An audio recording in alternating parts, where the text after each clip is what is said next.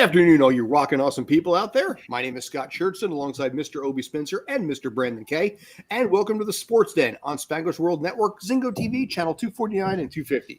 Kindly remember to download the Zingo TV app on the app stores of iOS and Android.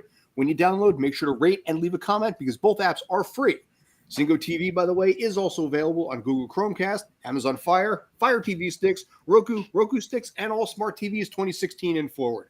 Now that we got that out of the way, welcome to the Sports Den, where we have a whole mess of things to go into, and one person in absolute particular that I want to 100% hear from when it comes to a certain person right now that he has a modicum of contempt for. So Mr. Brandon Kaye, by the way, Mr. Obi Spencer, hello there. Mr. Brandon Kaye, if you also feel to go into it, how are you, sir? I'm doing well. I was up super early today, but I am locked, loaded, ready to go. Okay. Oh, word has at this point come down, and this is a whole thing when it comes to Tom Brady, where there was the possibility that Tom Brady might have ended up in Miami, which, by the way, this is actually what it would have looked like. He would have, in theory, ended up alongside Mr. Sean Payton.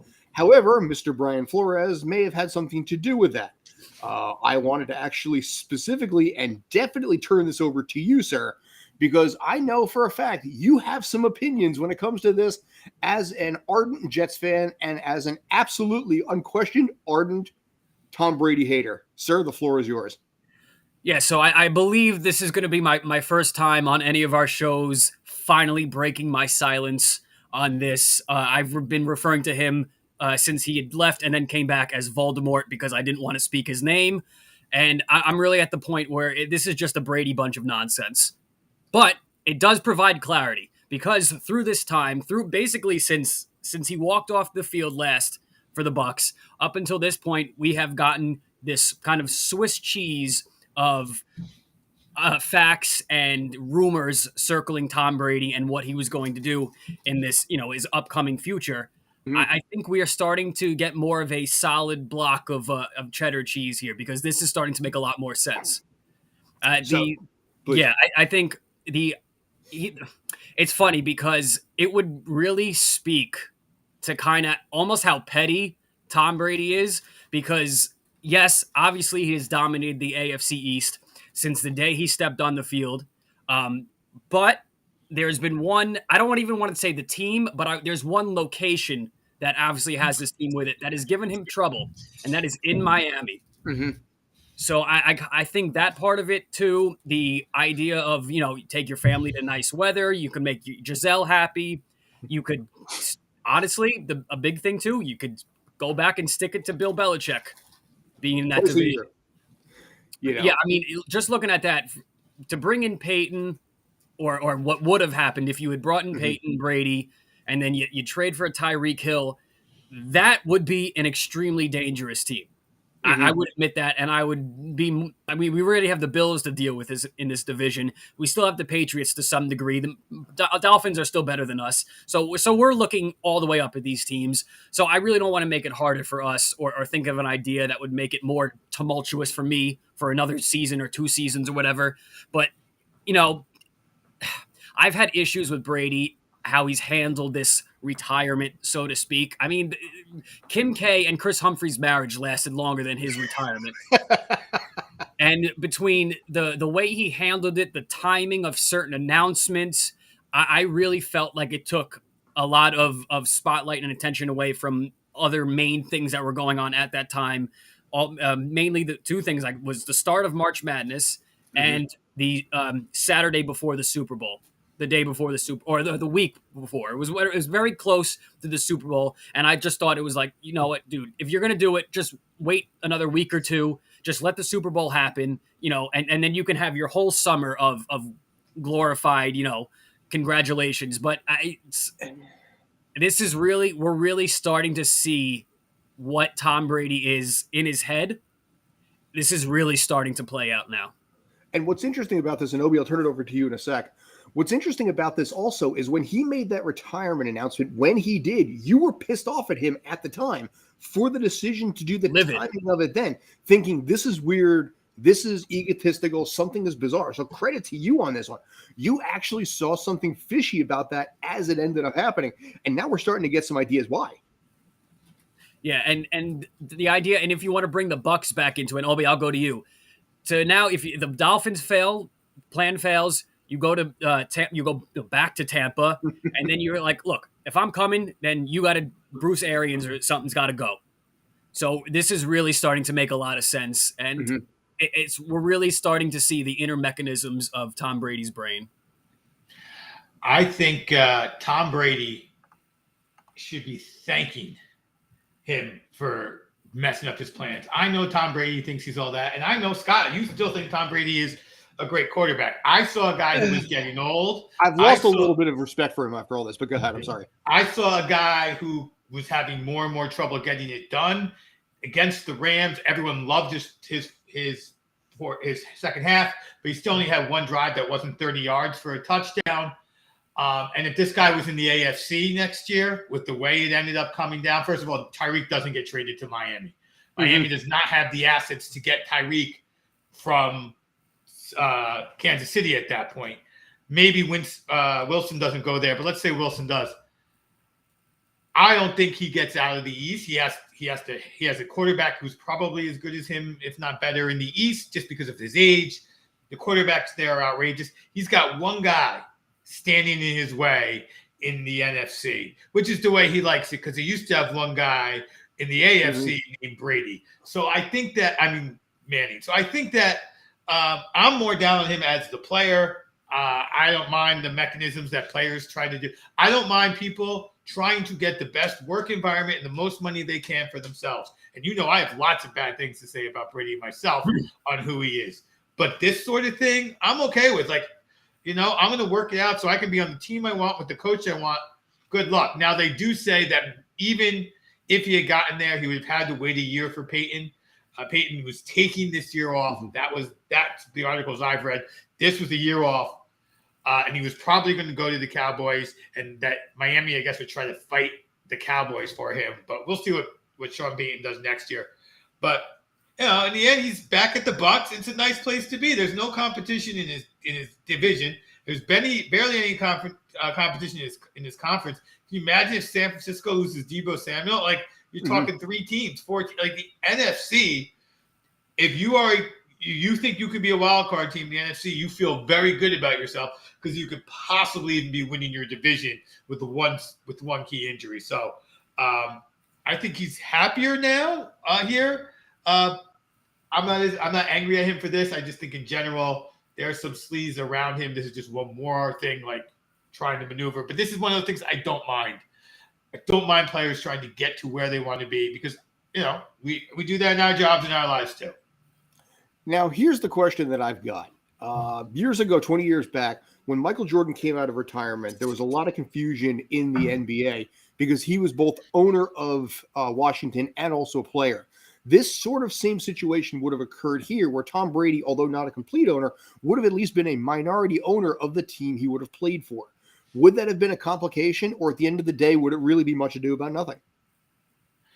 That's an interesting salary cap question that I'll leave to the front office to maintain. He already scooted the salary cap in New England. I keep banging this drum, and nobody cares that they paid TB12, a company he owned, money, and everyone's like, "Oh, the NFL's like, that was fine." I think they would have done the same thing. That's fine. Go ahead, scoot the rules. We're okay with it. So I think the NFL would let them get away with it, but who knows what the other owners would have felt with it being Miami. I actually think the ownership aspect of it wouldn't even be much of an issue, just because of how strong the shield of the NFL is, how strong the owners as a collective, and that upper echelons of management in the NFL, the league. I think that would still kind of I don't want to say overpower, but it would still be kind of the dominating force and all that. I think he could, unless there's some bylaw that says you can't own and play at the same time, then there's, logistic, then go ahead and do it. The thing with Miami though, and you go back to Obi, you said in work environment, does he really want to play? The one thing I'll say that is good about this plan falling out, does he really want to play for Stephen Ross?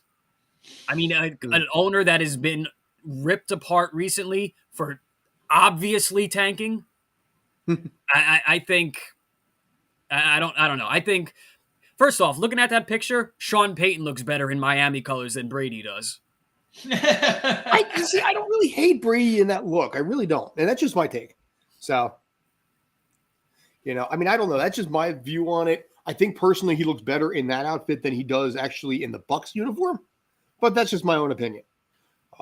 But as far as the Bucs go, yeah, like Obi, I think you said, him going back to Tampa is not a bad consolation prize. He just misses out for now being minority owner of the Miami Dolphins. After retirement, whatever year that ends up being, I'm sure that's going to be something that will be revisited if it is not unofficially revisited prior. But if Gronk comes back, and a lot of the core components and obviously the players that they've added with Tampa, there is no reason Tampa can't win that division and probably even go even further if Tom Brady stays healthy. Yeah, I think it is. The only thing with the Buccaneers aspect of it is some of these players, like I get it that it's Tom Brady, like the GOAT, I'm admitting that too. And there is that level of aura and just cachet, obviously. But some of these players, are they going to kind of be accepting of Brady coming back after knowing that he would rather be in Miami or another than kind of you came back to Tampa, back to us? I think that might kind of be in some of these guys' minds, but at the end, I think when training camp starts, if this is, he's back on the Bucs, I think once training camp starts, then everything will kind of be all fine and dandy. But just this whole in and out saga of I'm here, I'm not here, I don't know what I'm doing, I'm owner, I'm player, I'm done with it. Done with it. Well, just I think training camp and that's it. I think in this case here, as far as the players go, what really is going to end up being, prevalent is how well the team does. If the team struggles out of the gate, if he struggles out of the gate, then I think the players are going to turn on him much more quickly. But if they start out 4-0, 4-1, 5-1 type of thing, they're going to let this go pretty quickly. So they didn't even start hot 2 years ago when they won the Super Bowl. They were 7-6 before they actually started to get things going into the playoffs and obviously winning the Super Bowl. So it could very well. Now you're 2 years removed from that. There was obviously digression last year, taking a step back. Is there even another step this year? It's obviously very possible. Awesome. Any final thoughts, Mr. Spencer? Not on Tom Brady. We can let him go. All right. So at the end of the day, it'll be curious to end up seeing what happens there. I'm really interested to find out. But basically, Brandon, being a Jets fan, I'm probably sure you're in some ways at least happy because it means a little less to deal with as far as the Miami competition goes. Now you just have to deal with Tyreek Hill. You don't have to deal with Sean Payton and or Tom Brady there. So kudos to you and the Jets Nation. Yeah, that's all right. Just make the Jets secondary more of a weakness than it already is. That's fine. That's fine. That's good. Go ahead. So, cool. So, hey guys, do you want to feel more popular? Keep the promo. Yeah, I'm pretty sure that's a spam message. We can probably drop that comment there. I don't know. Can we get 10 free viewers a day?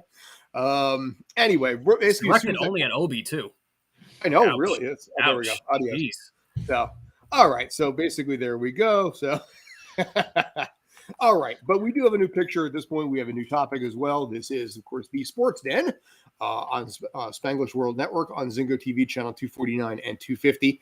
If we can put that next picture up there in the same box you had before, I love that setup. Please continue that. You're awesome, sir. We're going to talk a little bit about the NBA play-in tournament. I wanted to basically break this down a little bit. It's more complicated. My take personally, it's more complicated than it needs to be as far as how this whole system goes. Oh, okay. So one person basically is like, no, this is easy. The other person's like, yeah. So, okay. So all those in favor of the fact the NBA play-in tournament is complicated, raise your hand. Complicated? Yeah. Yeah. In favor of it? Yes. Yeah. I love it. Yeah. It doesn't take a genius to understand it. So there we go. Beautiful. Loving it. And get rid of that comment too. God, do we really want to be more popular? Apparently we do. Okay. By the way, Eduardo, if we can expand that out a little bit, that'd be top notch as well. Okay. So as far as the play-in playoff format goes, correct me if I'm wrong on this. You got 7 and 8. You got 7 and 8 going against each other. You got 9 and 10 going against each other. The loser of 7 and 8 goes up against the winner of 9 and 10, and then those two, whoever wins there goes on. So winner of 7 and 8 moves on. Loser of 7 and 8. Yeah, the winner of 7-8 is 7. Yeah. Yeah, the winner of 7 and 8 is officially number 7. Right. The loser of 7 and 8 goes against the winner of 9 and 10. The two-man sack race will be held on continual Sundays until a clear winner is resolved. I don't know. Is that too much? Is it too complicated? It's not, because how else are you going to do it to get 2 teams out of 4? Are you going to just going to let 7 play 10 and 9 play 8? Here's the thing why it's so brilliant. First of all, adding the 2 extra teams reduces probably 4 teams per conference's desire to tank at the beginning. The next brilliant thing, the number 9 team gets a home game, which makes it even more enticing to get there. If you just made it 7 and 8 play 9 and 7 plays 10 and the winners advance, the 9 and 10 teams only get a visitor share of a playoff game versus the 9 team getting an opportunity to get a whole home game and a half in a visitor share, and the 10 team getting 2 visitor shares if they win. So you up their desire to play because it gives the owners pure financial reward. And it's really a good system because there's 7 and 8 get to play, and all right, the winner moves on because they would have gone in anyway. And then the loser has to prove that they're actually good enough to be in the playoffs in a playing game. So it's not a pure tournament. It's a little, one team has double elimination. It's not the most complicated double elimination I've ever seen. But I think it's great, especially because of the incentives it gives the owners and the GMs to try to go out and win. Because basketball, more than any other sport, has the biggest problem with tanking. Literally, they trust the process. They coined the term. They apply it to other teams. And this hurts that desire to tank a little bit, not a lot.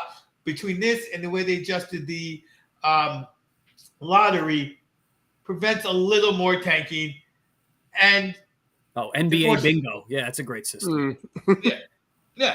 So, because if you didn't have bingo, teams would make tanking a sport. Like it'd make baseball look like they're trying right now.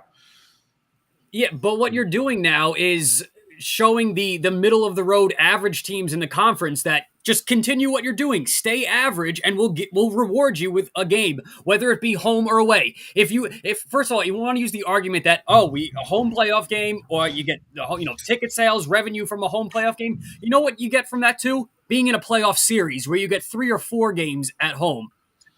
I don't like this idea of these top teams are going to be the top teams, and then you have or if you're going to do 7 through 10 or 11, if they're fighting in, to just keep this kind of middle of the road, just be above average, just keep your head above water. I think it's stupid. I really do.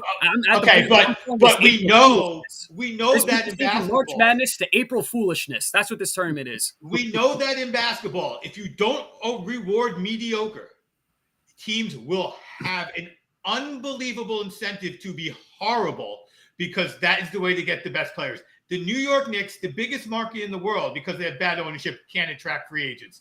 At this point, players pick their teams once they're free agents. This is the only, if you do not reward mediocrity, teams have to try to do what the Sixers did. They have to. So you have to try to reward some level of mediocrity, giving them a few extra bucks.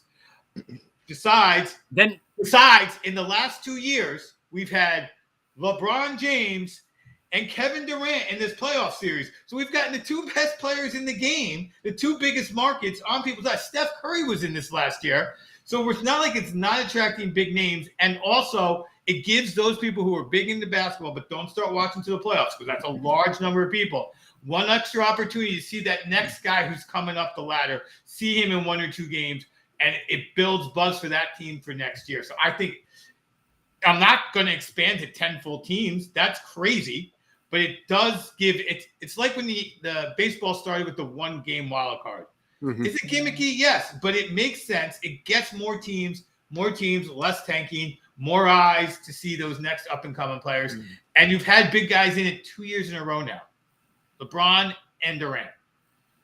Yeah, but And now we could sit here in 6 or 7 hours and not have either of them in the playoffs because the Nets lose in this play-in game to the Cavs, which they just beat at home on Friday. What they should do is, if you want to keep these bottom, these 9 and 10 seeds, then just fully expand it and give the top 2 seeds a first round bye. And then on top of that, take 6 or 8 games off the regular season.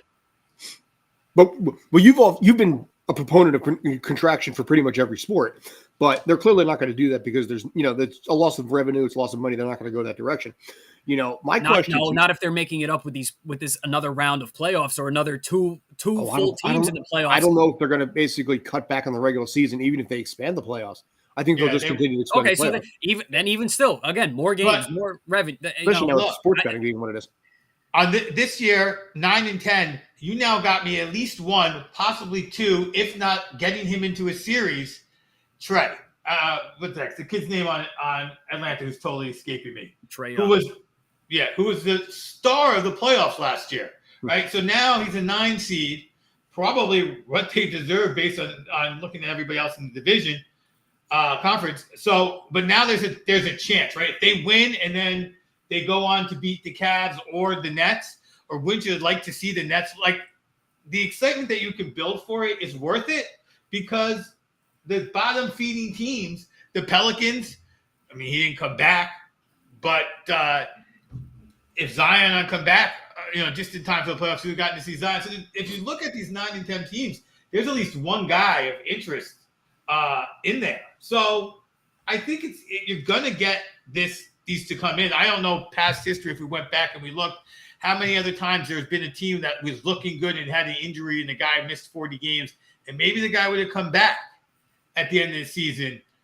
if there was a play-in game, and you get that story. Because just getting those guys, getting Trae Young on TV one more time or 2 more times is amazing for the NBA. Mm-hmm. And I hear you expanding it, but the thing about the playoffs in basketball, for the most part, it is predictable. It is very chalky in the NBA, especially when you expand it to so many games. This takes away chalk, but it only takes away chalk at the lower level. So the better teams, the teams that went out and earned it, the Heat, the Celtics, the Bucks, they don't get affected by some craziness. The only craziness being, of course, that the Nets are what the Nets were, but that was regular season. They still would have been 7th seed. So I love it. I think it's a good ploy, and you're really only adding 3 games to the playoffs, and you're incentivizing people not to tank just a little bit more. A counter proposal. I just came up with this idea now. Okay, so we still have 7 and 8 and 9 and 10. Mm-hmm. What if, being that this whole week up until, I think Saturday, I think the actual first round starts. So if this week is all playing games, what they should do is have seeds 7 and 8 play a 3-game series for the 7th seed, have the 9 and 10 seeded teams play a 3-game series for the 8th seed. That way you get rid of a play-in tournament. You still have like an actual round of the playoffs. And at the end of the day, you still come into the playoffs with the actual legitimate 7 and 8 teams. Because we could sit here and have the Cavs beat the Nets. And then if the Nets lose, you want Trae Young to come back to New York in a game? Yes. But the only problem with that, here's the problem with that, though, is that you're going to have, here's the problem you're going to have with that, though, is that you're actually punishing one of the 7 or 8 teams for reaching 7 or 8. At least we're punishing them. We're somewhat punishing them anyway by even putting them in a play-in game, having the chance to lose. You have decreased the reward for 7 and 8 by rewarding 9 and 10, but you are still giving 7 and 8 the best chance to get in. Like I have other ideas on how to make the NBA playoffs better too. Like because so my old thought would be that you should go. The 1-8 should be 3 games at 8, 4 games at 1. So the lousy team gets guaranteed 3 home games in the playoffs.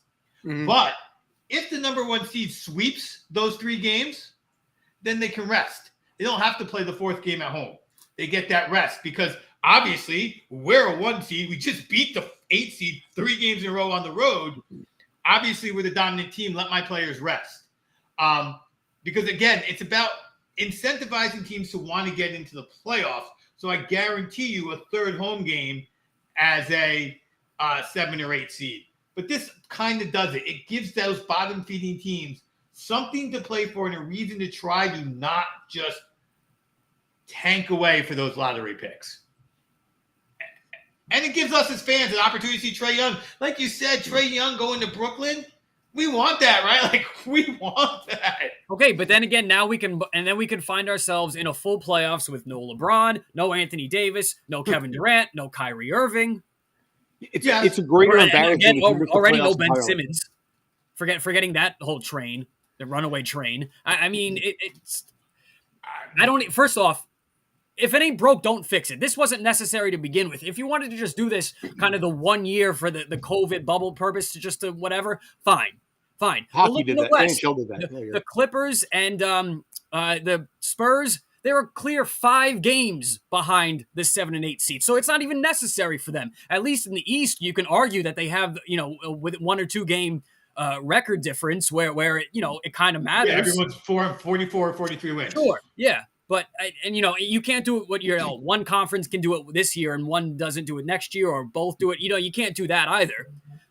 So I don't know. I don't think this was necessary to begin with. And I call it April foolishness now. That's my new thing. We finish March Madness with college, and then we get this play-in April foolishness tournament. You're just coining all these phrases. I'm a coiner. I'm a coiner. I gotta open my own mint. Exactly. All these colloquialisms you got going on here. So I know. All right. So basically, at the end of the day, one of you is in favor, one of you is not. My question is, if at any point are they going to expand it? So you suddenly got 12 teams, hell, 14 teams. Why not? And then how embarrassing is it when you miss that entirely? As the Knicks are probably going to we want to do anyway.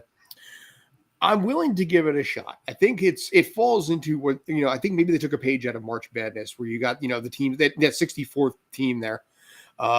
I think it's convoluted. I think it's overcomplicated, but I don't entirely hate it myself. I think it does add a little hint of intrigue and also additional embarrassment. I think, Obi, you do have a point on this, that it is doubly embarrassing if you fall short of 10. Falling short of 8 is one thing out of 16. Falling short of 10 out of 16 is a totally different ballgame.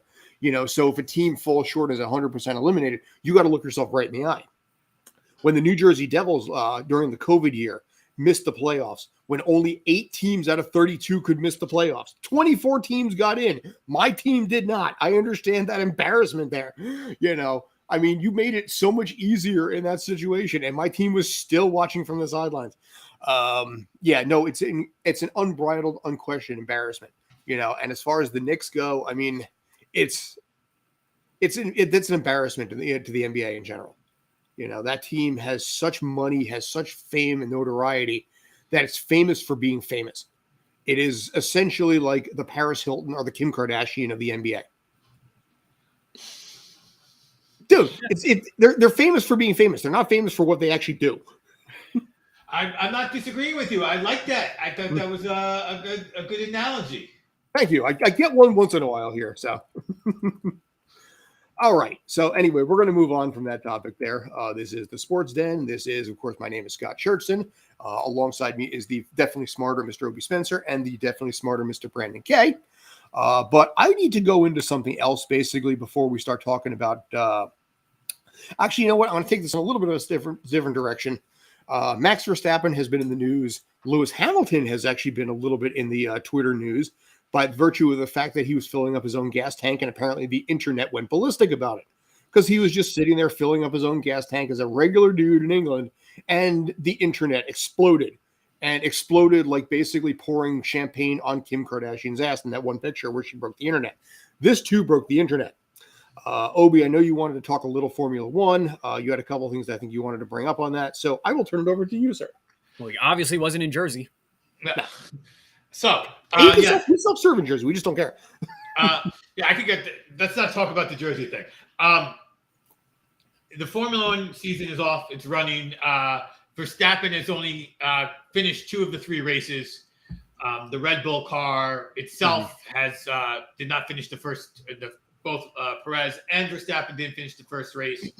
So there may be some issues with the reliability of that car. Now, the thing that's interesting here is 2 years heading into last year, the great season that was, the big controversy, the close season, the big difference between Verstappen and Hamilton heading in was not that Red Bull wasn't building a fast car, because their car straight line speed may be faster than Mercedes. It looks to be faster than Ferrari this year.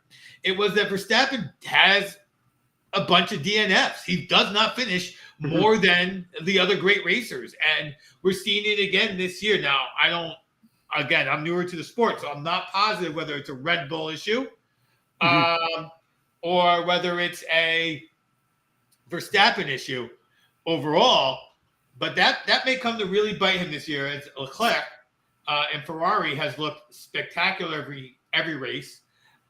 Mercedes, it's like a clear tier 2 car they have now, where it's Red Bull and Ferrari, then Mercedes, and then who is underneath keeps shuffling around the American Haas team, which has a great funny story, depending on how you feel about getting into Ukraine and Russian politics, et cetera, has had some points scored this year. So it's been a very exciting season, but I think Verstappen's in real trouble. I do not know if he's going to be able to close the gap. It wouldn't be the biggest gap closing ever. It's certainly possible. For those of you who watched the movie Rush, Hunt closed more points that season than Verstappen would have this season. And of course, it's very early in the season. I'm just not feeling confident in my reading, watching, and talking to people that suggests that this Red Bull team is going to be able to finish enough races compared to the Ferrari team to go ahead and challenge. And Verstappen might be one and done. And Ferrari looks like they may be back, which would be wonderful for the F1 world to get them back on top. Nice. Yeah. All right. Yeah. Cool. Yeah, and now back to American sports. And now back to this. Well, actually, I was going to say F1 will be in the U.S. later this year too. So yes, and next year in Vegas. So I'm personally already working on getting there with the wifey, because we love Vegas, and watching them race around the strip should be something of spectacular, to say the least. I never got into Vegas. I tried. Maybe because I lost money so quickly that I was just like baffled for the rest of the day how fast I lost it. I don't gamble till like the last night or the next to last night. There's so much to do in Vegas. It's like whatever I have left, I then go and play some poker with. And I'm actually up in my time in Vegas. But I play poker. I don't play against the house, because the house always wins. That's kind of designed that way to make sure you do lose. I don't know. Vegas is one of those weird places where you get a cheeseburger for $14, but you can literally get a 6-pack of beer in the exact same location for like $7. Get you a little twisted that way. You don't want to eat because it might make you a little too, sober to actually be able to spend more money. What's that? That Fulton Street you walk through there, the with the overhang and the zip line. Was that Fulton Street? Yeah, in Old City. Yeah. I always wanted to head down there. I was in Vegas as a baby with my parents and grandparents on a family trip many, many, many years ago, very young. But it's weirdly like the most vivid like remembrance of a vacation I've ever had. And I'm dying to go back as an adult now that can do things with adult money. We took our kids. The first time I took my wife, we took our kids. A family vacation. There's so much to do. It's not Disney, but there's still a lot to do. Probably less expensive than Disney, though, I would think. If not equal. Plus, at least you get a chance to make some money back when you can go gamble. By the way, go ahead. The big difference is the flight. Like to fly to Vegas is like $125 round trip. To fly to Orlando from the East Coast is like $650. It's like, wait, what? It's a big difference. Check out Ryan's rant on Tales from the Film Set about his recent trip to Orlando. And that's why I stand by Vegas in this particular case. All right. So what is old is new again in this case. And I want to revisit something because honestly, this means a lot to me and frankly doesn't mean anywhere between diddly and or squat, I think, to most of you guys. For me personally, growing up as an 80s kid here in New Jersey, we were raised on the New Jersey Generals. This was the team that we had with Maurice Carthon. We had with Herschel Walker, Doug Flutie, Jim Kelly, technically future Hall of Famer for the Buffalo Bills, was actually part of that team. And starting this weekend on Saturday, we got USFL football again. And I got to tell you, my 80s kids side is really, really, really fired up because these were all 8 teams that were in the original USFL. Right now, as far as this developmental league goes, the New Jersey Generals have Luis Perez, who I actually covered 2 years ago during the XFL because he played for the New York Guardians. So when he played for the New York Guardians at MetLife Stadium, I covered him then and did the postgame. Ironically enough, he played at MetLife Stadium, and now he's representing Jersey's team as the quarterback 2 years later in a totally different league. So I got to tell you, my 80s kid right now is getting fired up about this because when that league folded, and I'm not going into details or political reasons why, it broke my heart.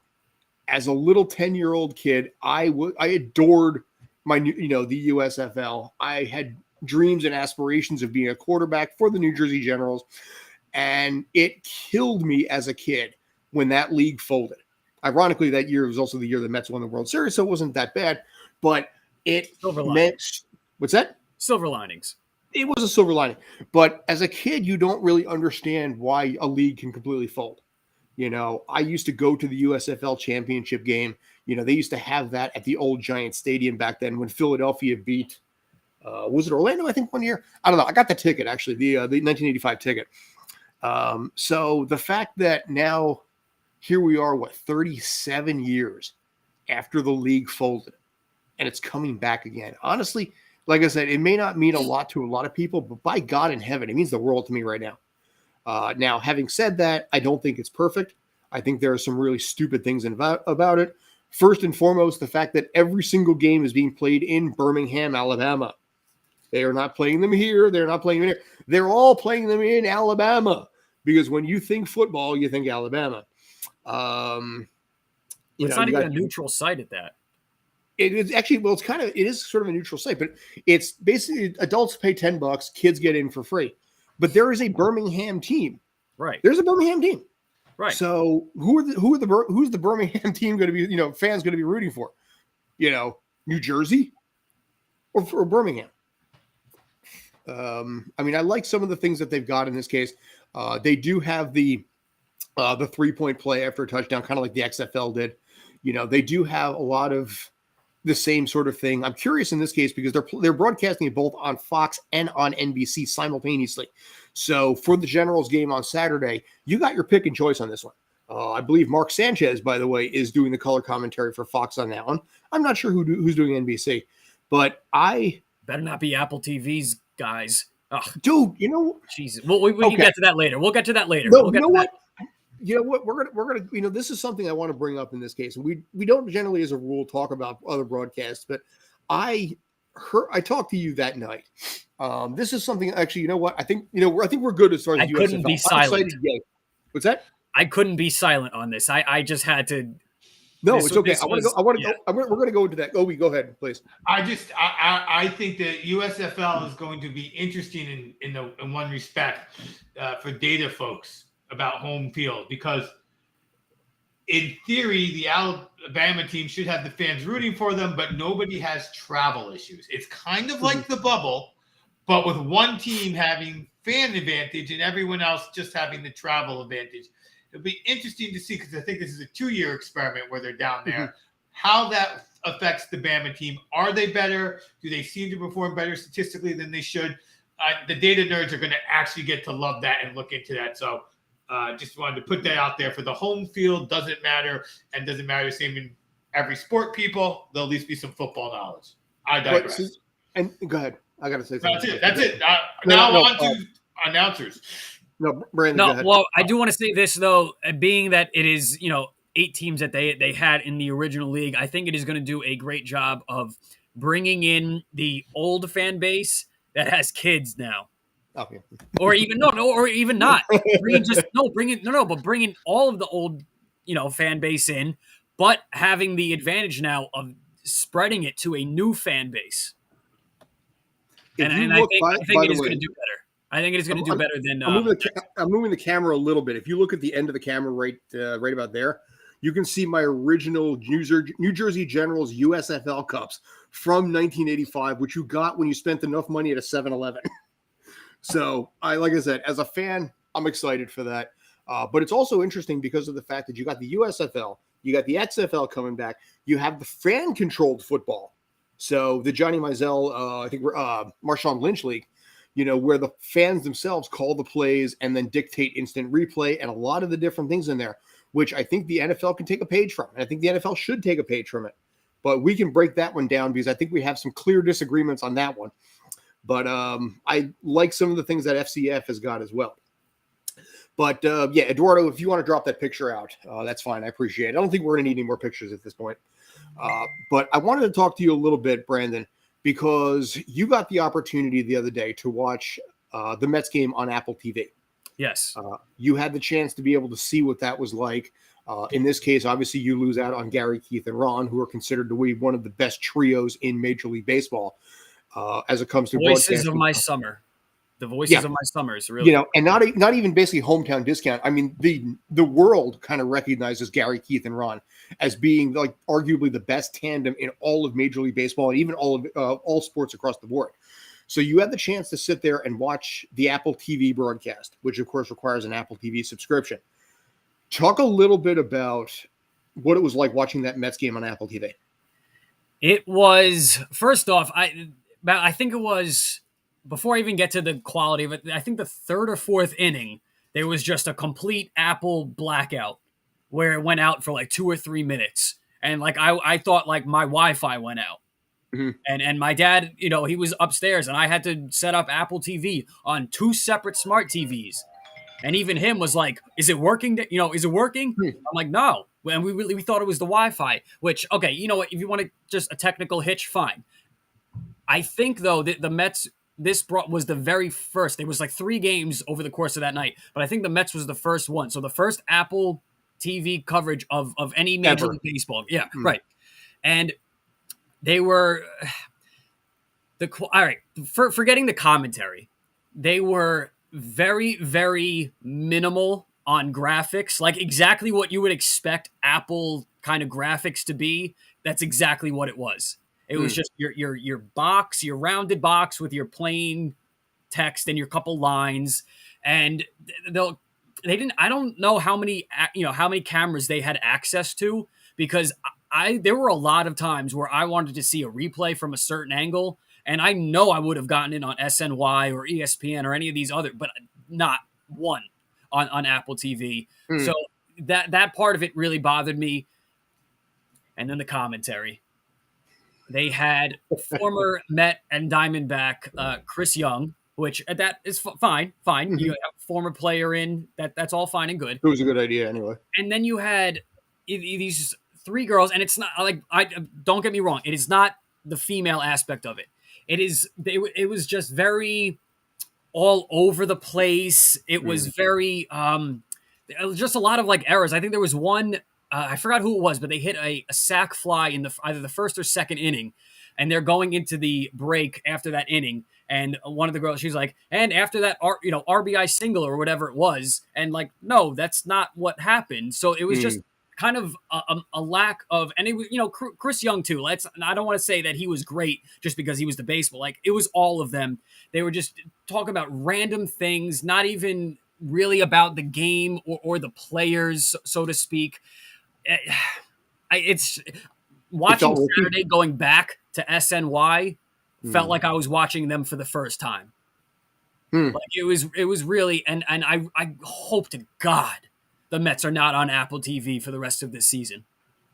I can't do it. And then they have, how we have in the NFL and the NBA when they go to the ref for, the ref in the replay center in New York or Jersey. I saw that. I sent you the picture, and they just get their little like we are a little screen or a little square in the corner of the screen, and they're showing it. They had a picture. It was like basically a FaceTime. They had a FaceTime of this guy's webcam, but it was like this, and he was just a big room all behind. Like all room, one head. It was tiny. It took up like a third of the screen. It was just very It was plain and messy, technically, with difficulties, messy. And I just really hope the Mets aren't on Apple TV the rest of this season. And if your team is, God bless you.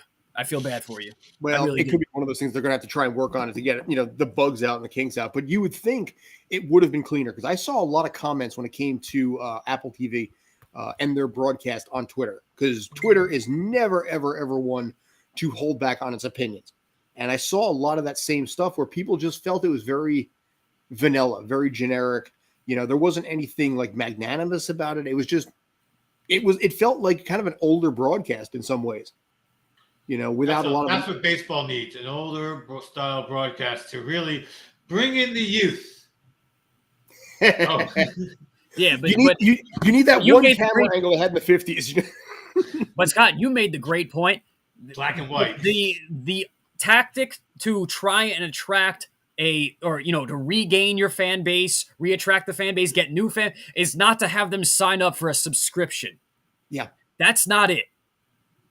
It's and this is where my general concern of this comes in, where, you have games that are exclusive to, even there were Devils games that were exclusive to Hulu.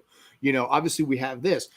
There were college football games like Ohio State that was exclusive to Peacock, and you have a lot of this stuff which is forcing, strong-arming Amazon TV. Amazon is going hardcore into this, and it's forcing people to have to spend subscription money, in order to watch this. And it's I don't know. Is collusion the right word I want to use? No, it's not.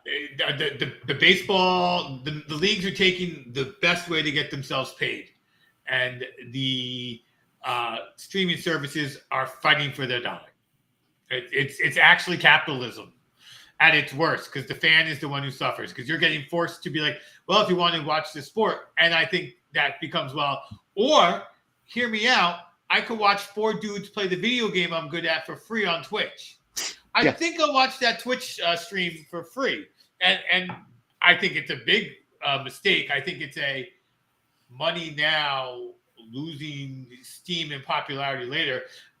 But I also always wonder about like UFC. Like, I don't watch UFC fights anymore. 2 reasons. They're on too late for my old butt. And I have to pay extra. I think Twitch should be the biggest player in this game. Well, being that you could just directly stream. You don't have to add it into your system. You could just stream it. They should be the biggest player in this. But then how's Twitch going to make money? They'll find a way. They'll do advertising. They'll find a way. Yeah, granted, that was one of the things that you mentioned. You said pretty much like 90% of the advertisement was just for Apple TV. It was. But at least if you're if there was like a collective with Twitch, and then you could keep it, but everything commercial was Apple TV, this Apple, Tom Hanks and Finch, everything. Adam Scott Severance. Apple. I felt like I should have just gone to the Apple store and watched it. But I get it makes sense, right? They want to get you to buy that. They are paying this money. It's a loss leader for them, is what it is. Mm-hmm. Watch baseball, so you buy the Apple, and then when the season's over, you're so into your Apple series and your Apple movies that you don't cancel your subscription. That's the plan. PR people that are smarter than we are.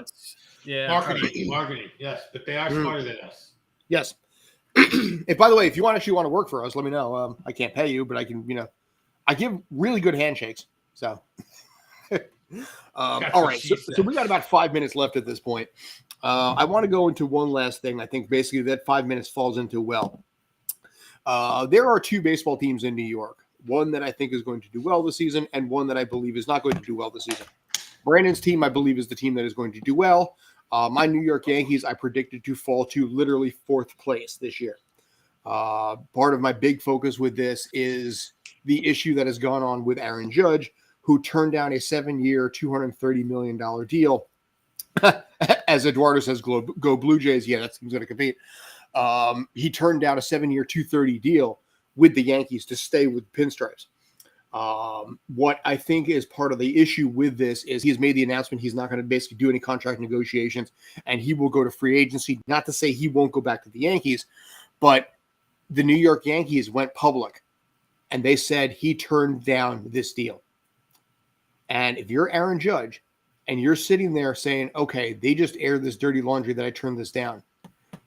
This is something that if you're Aaron Judge, you're looking at this and thinking, they're throwing me under the bus right now. They're trying to hurt my reputation with the fans. I'm going to remember this come October. I'm playing for a contract year. I'm playing basically for the next, for what's upcoming right now. And speaking as myself as a Yankee fan, I'm going to ask the two of you guys in a second.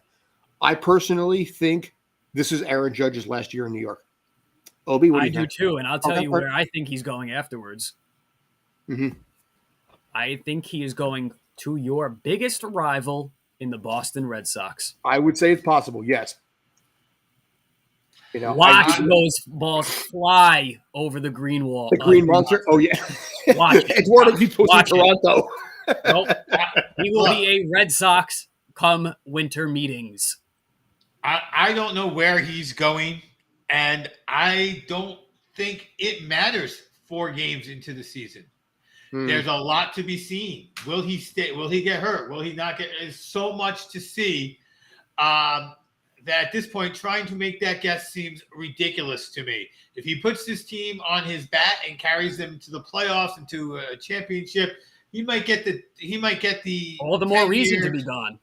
But then the Yankees might give him that 10-year way too much money contract that's going to handcuff them. This is Hal. This isn't George. I understand, but that's why I don't know what's going to happen, and I think to try to make a prediction after 4 games, even if you're right, is a guess that you got right, not a prediction based on any real solid amount of information. You're probably right. It is tomato, preemptive, tomato. That's how this rolls. Tomato, tomato. Yeah. Tomato. That's fine. Yeah. But no, I think in this case, but here's what's curious to me. If the Yankees do fall and land in 4th place, which again, I think is possible, and Aaron Judge leaves, do not be surprised if fans start calling for Hal Steinbrenner to sell the team. And the team may no longer be owned by the Yankees. I don't think it'll happen right away. But I think there may be an outcry that the Steinbrenners no longer control the New York Yankees after all these decades. I think it's very possible. You know what that kind of sounds like? The buses over in LA not being able to run the Lakers properly anymore. Another family that should sell. Although the buses did get a championship 2 years ago, so let's no. LeBron and AD got them a championship 2 years ago. Well, buses got out of the way. Let LeBron and AD get the job. I mean, you can't. I know, but really though, yeah. They were there before them, and what did they do? Yeah, no, Diddly squat.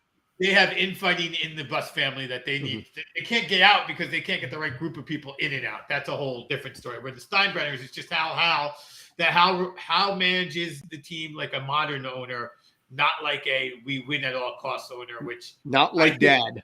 Which as a baseball fan who hates the Yankees, I always think the best thing for baseball is the Yankees being a dominant, dynastic team. And I think the Yankees' greatness and baseball's popularity ride hand in hand no matter how much I hate them. So yes, baseball needs the Yankees owner to act like they are the evil empire and buy every best player, pay them too much, and then ignore the financial losses. Like, we're just going to have you not get paid. See you later. Take your money. Goodbye. Next young bad in. And disappoint like they did in 04, 5, 6, 7, 8. All right. We got to wrap this up, though. Thanks as always. Haven't been the same since Gregorius left. Preach on that. That was the moment. Yeah. But anyway, we've got to wrap this up. I'm Scott. That's Obi. That's Brandon. 7 o'clock tonight, we will be Tales from the Film Set, where we'll be discussing the retirement of Jim Carrey and Bruce Willis, as well as the breakdown on the passing of Gilbert Gottfried, which I am taking personally pretty friggin' hard because I've known that man for 8 years. So tune in for that. We're going to break down all of that stuff. 7 p.m. Eastern right here. As for now, I'm Scott. That's Obi. That's Brandon. Thanks as always. Take care. Be awesome.